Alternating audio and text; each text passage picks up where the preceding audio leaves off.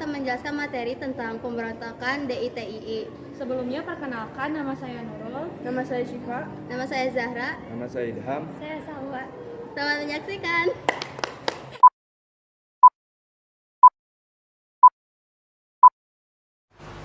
Bertobatlah kamu kafir-kafir. Kamulah seharusnya yang bertobat dan insya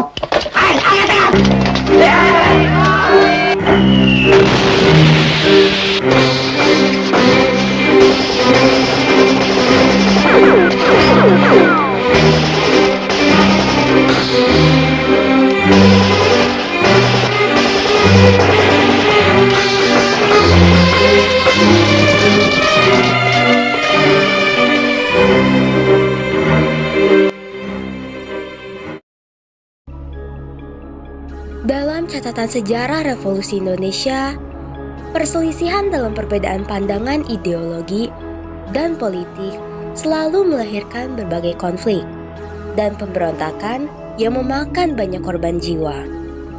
Pada sepanjang akhir tahun 1949 hingga tahun 1962, terjadi pemberontakan yang dilakukan oleh kelompok Darul Islam atau Tentara Islam Indonesia, ataupun bisa lebih dikenal dengan DITII.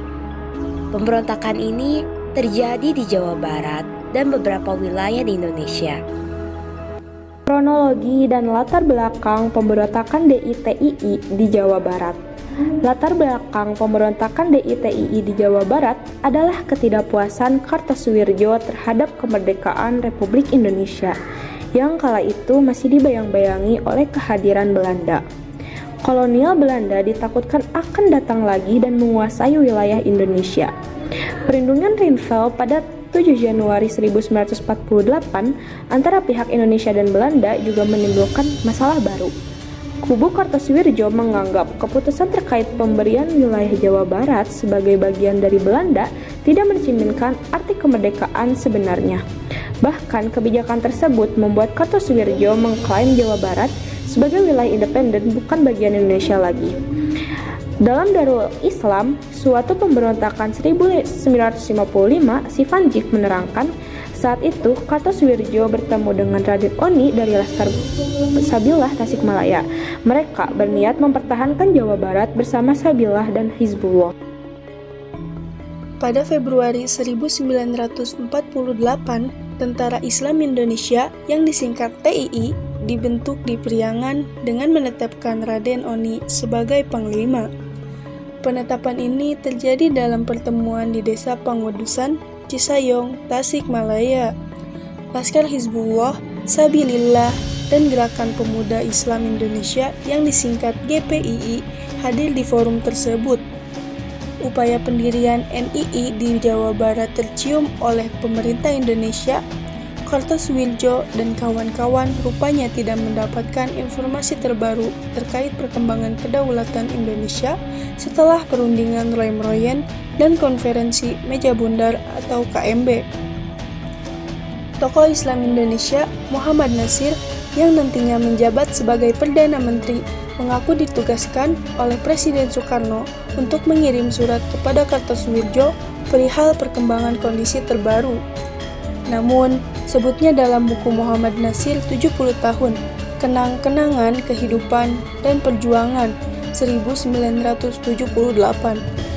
Surat yang ditulis pada 4 Agustus 1959 itu tidak sampai di tangan Kartosuwirjo sesuai perkiraan, lantaran tidak tahu perkembangan yang terjadi. Ketidakpuasan Kartosuwirjo akhirnya mencapai puncak. Proklamasi NII sebagai negara pun dikumandangkan di Cisayong, Tasikmalaya, Jawa Barat pada 7 Agustus 1949.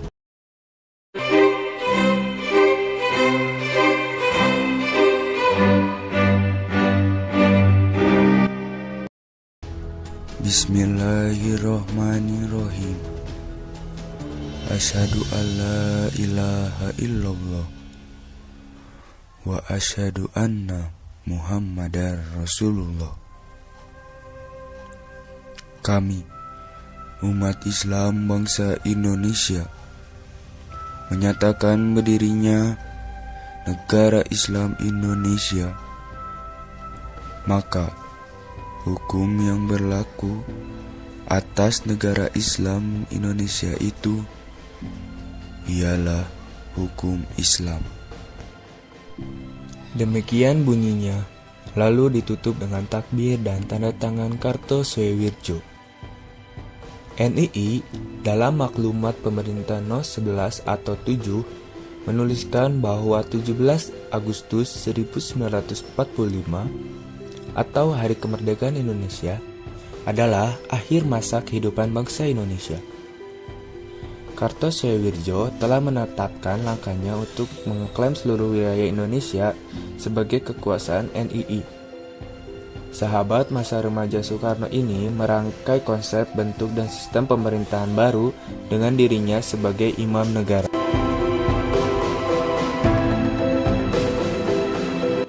Tokoh DITII Jawa Barat ada beberapa, selain Kartosoewirjo yang mengklaim sebagai imam negara. Kesemuanya menjabat di NII yang baru diproklamasikan pada 7 Agustus 1949. Wakil imam yang diisi oleh Karman, Menteri Dalam Negeri dijabat oleh Sanusi Partawijaya, sedangkan Menteri Penerangan diduduki oleh Tahta Arsyad.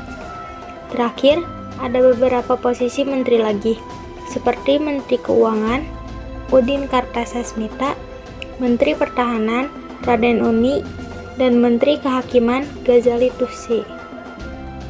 NII bertahan belasan tahun dengan cara gerilya di hutan-hutan di Tanah Sunda untuk mempertahankan diri dari kejaran militer Republik Indonesia. Namun, gerakan NII ternyata meresahkan warga.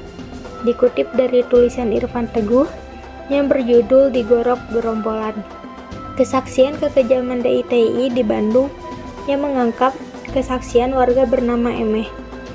Emeh ingat betul bagaimana ia dan warga lainnya hampir setiap hari harus menyediakan nasi untuk orang-orang DITII. Mereka juga seringkali diperlakukan kasar oleh anak-anak buah Kartosoewirjo.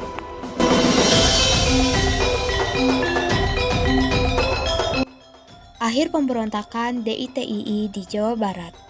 Kartosoewirjo dan NII ternyata bukan hanya berperang melawan TNI, tetapi juga bertindak semena-mena kepada masyarakat. Akhirnya, mulai timbul perasaan curiga di antara para ulama, pemerintah, dan masyarakat, sehingga menimbulkan fitnah. Menanggapi masalah ini, maka dibentuklah Badan Musyawarah Alim Ulama yang bertugas memantau pergerakan DITII Kartosoewirjo.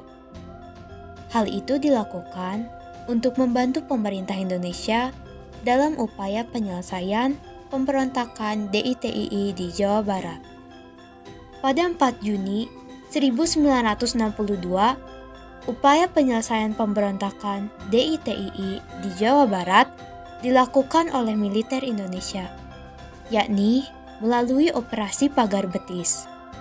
Operasi tersebut berhasil menangkap para anggota DITII beserta jajaran petingginya. Mereka ditangkap, termasuk sang imam, Kartosoewirjo. Berdasarkan keputusan pengadilan Mahkamah Darurat Perang atau Mahatper, tanggal 16 Agustus 1962, Kartosoewirjo dijatuhi hukuman mati karena telah memberontak terhadap pemerintahan Indonesia. Pada 5 September 1962, Kartosoewirjo dibawa ke salah satu pulau di Kepulauan Seribu, dekat Teluk Jakarta. Ia dieksekusi setelah sehari sebelumnya dikabulkan permintaan terakhirnya untuk bertemu keluarga. Tepat pukul 5.50 waktu Indonesia Barat, Kartosoewirjo dihukum mati. Dan itulah akhir pemberontakan DITII di Jawa Barat.